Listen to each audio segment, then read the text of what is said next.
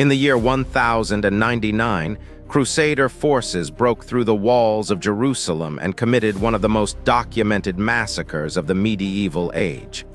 For 3 days they killed without distinction. Men, women, children. The streets ran red. When it was over, Jerusalem was held by the cross, and it would remain so for 88 years.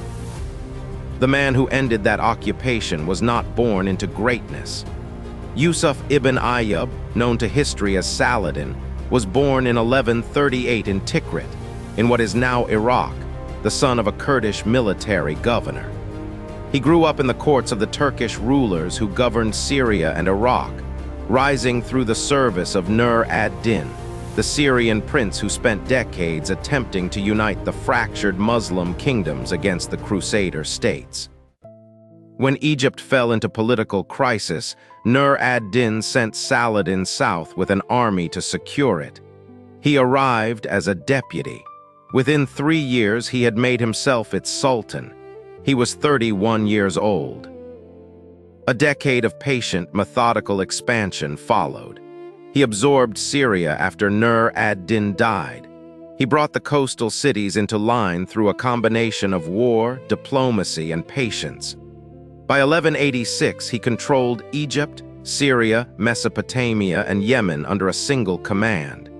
He was the most powerful ruler in the Islamic world, and he had one remaining objective. The Crusader kingdoms of the Holy Land had grown weak with internal conflict. In the summer of 1187, the military master of Jerusalem led the entire Crusader army, 15,000 soldiers, out of their fortified positions and into the open desert in July. Saladin had spent weeks engineering this moment. He cut their route to water. He set fire to the dry hillside scrub. For 2 days, the army could not reach the lake, dying of heat and thirst. At the volcanic hills called the Horns of Hattin on the 4th of July, the Crusader army disintegrated.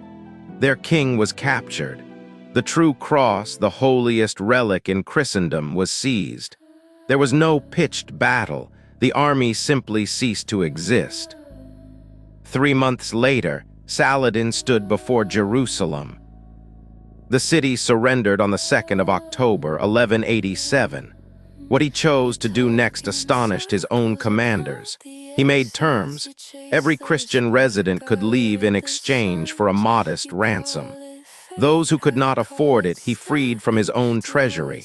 His brother petitioned to release 1,000 more as an act of charity, and Saladin agreed without hesitation. Thousands left the city unharmed. The contrast with 1199 was absolute. A city won in massacre was returned in pure mercy. In the years that followed, Saladin faced Richard I of England, called the Lionheart, in the Third Crusade. A great fleet arrived off the coast of Palestine. Richard was everything a Crusader king was supposed to be: brave, relentless, and tactically brilliant. At the Battle of Arsuf, he drove through Saladin's rear guard and marched his army to Jaffa. Saladin withdrew rather than give him a pitched engagement. They fought for 2 years across the coastal plain of Palestine, and neither could deliver a decisive blow. Richard marched toward Jerusalem twice. Twice he turned back, knowing he could not hold the city even if he took it. Saladin held the high ground and waited. They never met face to face, yet they exchanged letters and gifts, and there was between them a mutual respect that baffled their own followers. Richard would later say there was no greater prince in the world. They signed a truce in the September of 1192. Saladin agreed to allow Christian pilgrims to visit Jerusalem freely. Richard agreed that the city would remain under Muslim rule. It was a compromise that neither side found entirely satisfying, but it was the best either could achieve. Richard left Palestine in the autumn and never returned. He died 7 years later from a crossbow wound in France. He never saw Jerusalem. Saladin did not survive long after the truce. He returned to Damascus, thin and exhausted from years of campaigning. He continued to give audiences, to receive petitions, to distribute what remained of his wealth to those who came to his gate. There are accounts of him weeping at the state of refugees who had fled the fighting. He died in February of 1193, 6 months after the truce was signed. He was 54 years old. His treasurer opened the vault and counted what remained. He had given everything away over the years, to his soldiers, to the poor, to mosques, to scholars, to those who simply asked. He left behind 47 silver coins and a single gold piece, not enough to pay for his own funeral. The city of Damascus mourned for 3 days. Both Christian and Muslim chroniclers, men who had fought on opposite sides of the longest war of their age, wrote the same verdict about him. They had witnessed the same things from different sides. His generosity on the battlefield, his restraint at Jerusalem, his personal attention to those who suffered.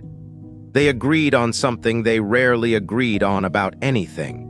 He was the most honorable and the most merciful commander of his age.